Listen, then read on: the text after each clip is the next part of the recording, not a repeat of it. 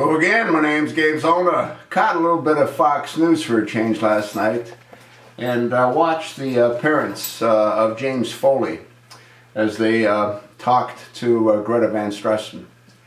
And what I found rather fascinating and amazing was that they had told Greta that they had at one point attempted to collect money for ransom to be paid to the captives of their son.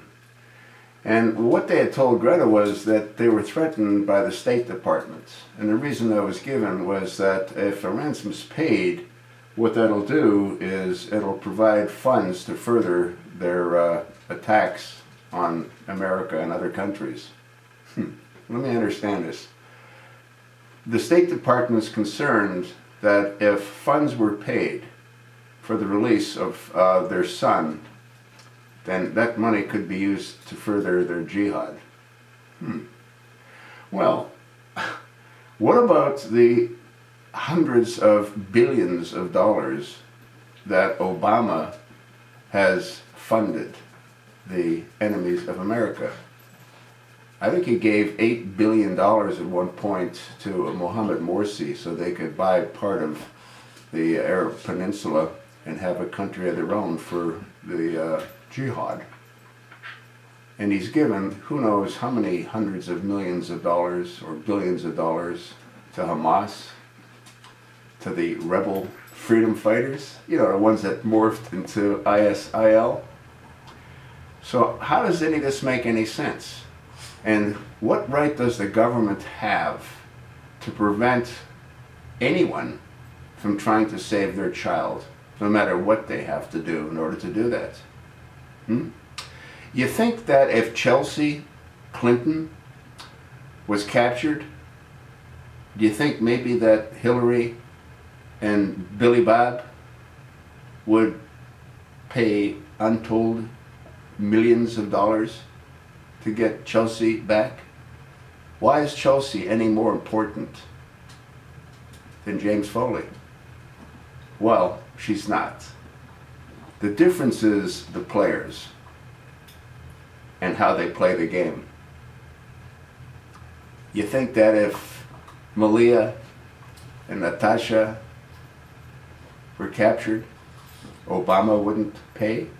He's paying anyway. This is completely crazy. Yeah, you know, at one point Fox News ran an article saying that the government paid for that deal that Obama made, you know, for those 5 terrorists, for Boy Bergdahl. But then that's sort of been disputed. Will we ever know the truth? Do we ever know the truth about anything? Huh? Yeah, Barack Hussein Obama. He will be remembered in history as the most evil, corrupt, I was going to say president, but I don't regard him as a president. He never qualified to be president. I don't care where he was born. His father was an Arab Muslim, not an American. But hey, details don't matter, do they? Not when there's an agenda that was designed to destroy the American way of life. You know, if you're a viewer of mine, I have my own theory, and it involves King Abdullah.